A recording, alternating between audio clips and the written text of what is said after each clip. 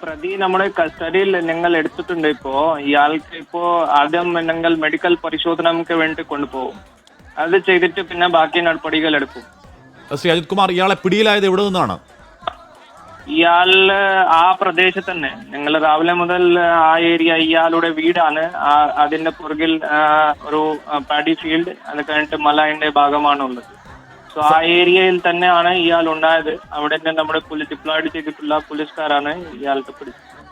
അജിത് കുമാർ, അടുത്ത പ്രൊസീജിയർ എങ്ങനെയാണ്? ഇയാളെ ഇപ്പോൾ വൈദ്യപരിശോധനയ്ക്ക് ശേഷം നെന്മാറ പോലീസ് സ്റ്റേഷനിലേക്ക് എത്തിക്കുകയല്ലേ? അതെ, ഏറ്റവും പ്രധാനം ഇമ്മീഡിയറ്റ്ലി ഇയാൾക്ക് മെഡിക്കൽ പരിശോധന ചെയ്യും. കാരണം 2 ദിവസം ആയതുകൊണ്ട് കുറച്ച് ടയേർഡാണ് ഇയാൾ. മെഡിക്കൽ പരിശോധന ചെയ്തിട്ട് ബാക്കി അറസ്റ്റ്, ചോദ്യം ചെയ്തിട്ട് ബാക്കി നടപടികൾ ഞങ്ങൾ ചെയ്യും. നാട്ടുകാർ വലിയ രോഷത്തിലാണ്. നെന്മാറ പോലീസ് സ്റ്റേഷനിൽ ഒരുപാട് നാട്ടുകാരുണ്ട്. ഈ നാട്ടുകാരുടെ അമർഷം നിയന്ത്രിക്കാൻ എന്താണ് ചെയ്യാൻ കഴിയുക സയ്യിദ് കുമാർ? ഓൾറെഡി നമ്മുടെ പോലീസ് പാർട്ടി, സ്ട്രൈക്കർ പാർട്ടി അവിടെയാണ് ഉള്ളത്. അതിന്റെ കൂടാതെ ഞങ്ങൾ ലൈസൻസ് കൂടി ചെയ്യും. നമ്മുടെ ഡിവൈഎസ്പി അടക്കം ഓഫീസർമാർ അവിടെ പ്രസന്റ് ആണ്.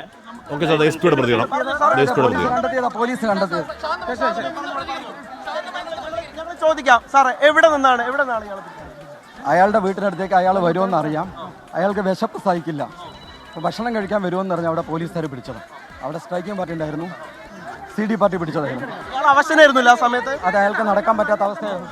തറവാട് വീട്ടിലേക്കാണോ? അല്ല, അയാളുടെ വീട്ടിലേക്ക്. നമ്മൾ എടുക്കുകയായിരുന്നു. പ്രതി കീഴടങ്ങിയതല്ല അനിയ, ഞങ്ങൾ പിടിച്ചതാണ്. അയാൾ വരുന്ന വഴിക്ക് 3 ദിവസം 2 ദിവസമായി ഞങ്ങൾ അവിടെ കാവലില്ല. മലയാളികൾ മൊത്തം ഈ പ്രതിയെ കാണാൻ ആഗ്രഹിക്കുന്നുണ്ട്. പ്രതി ഒന്ന് മാധ്യമങ്ങൾക്ക് ഒന്ന് കാണിച്ചു തരാം. ഒന്ന് ഞങ്ങൾ SP സാർ വരുന്നുണ്ട്, അദ്ദേഹം വന്ന് കാണിച്ചു തരാം.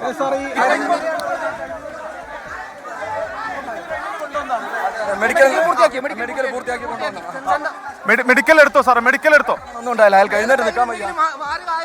ഒന്നും ഉണ്ടായിരുന്നില്ല. മെഡിക്കൽ പരിശോധന പൂർത്തിയാക്കിയ ചെന്താമരയെ നെന്മാറ സ്റ്റേഷനിലേക്ക് എത്തിച്ചിരിക്കുകയാണ്. SP വന്നതിന് ശേഷം ആ പ്രതിയെ കാണിക്കാം എന്നാണ് പോലീസ് ഉദ്യോഗസ്ഥൻ പറഞ്ഞത്. ഇയാളുടെ വീട്ടിലേക്ക് ഭക്ഷണം കഴിക്കാൻ വേണ്ടി വരുമ്പോൾ പിടിയിലാവുകയായിരുന്നു. സ്ട്രൈക്കർ ടീം അവിടെ ഉണ്ടായിരുന്നു. അവിടെ പോലീസ് മഫ്തിയിലുണ്ടായിരുന്നു എന്നാണ് അറിയാൻ കഴിയുന്നത്.